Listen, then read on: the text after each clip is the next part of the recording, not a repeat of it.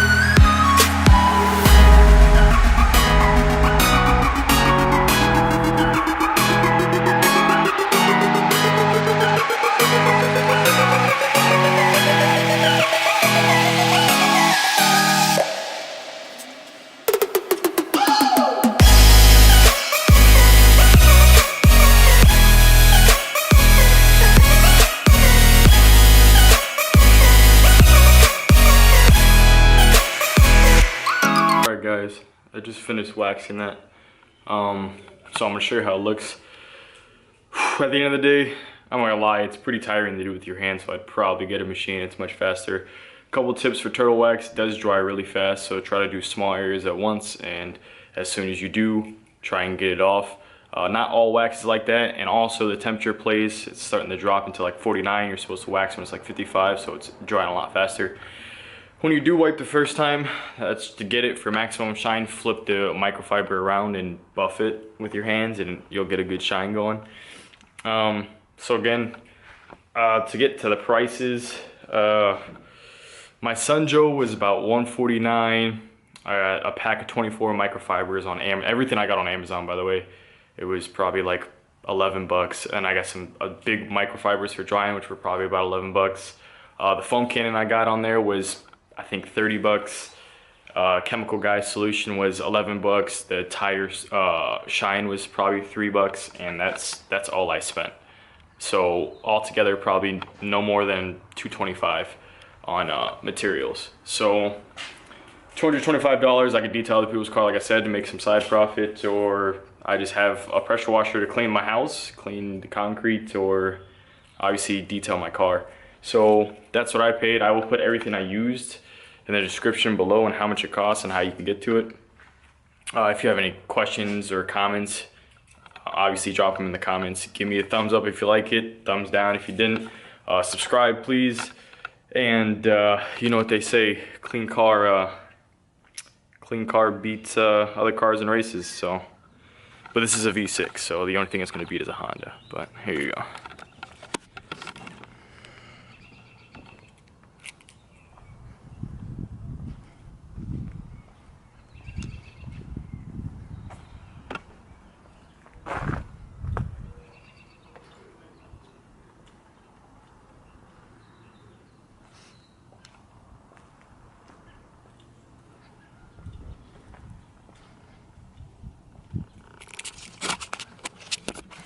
So I know that was kind of hard to see. Again, it's not the brightest outside. It's even hard to get light in here. So I apologize for that. But you know, it looks really good. I'm actually surprised. And again, it's my first time. I'm not a professional, so I don't want all those comments about me not doing certain things right. Everything I learned on YouTube. I'm sure you guys can learn a lot on YouTube. Go on, there's a lot of helpful information. As far as now, all I have to do is, I'm pretty much just gonna wash it. I'll wash it with my pressure washer and my foam cannon as usual, soap it down, and just dry it, because it's got the wax on. That's gonna last a good time. So again, thank you guys for watching. Don't forget to subscribe, and I'll see you again. Take it easy.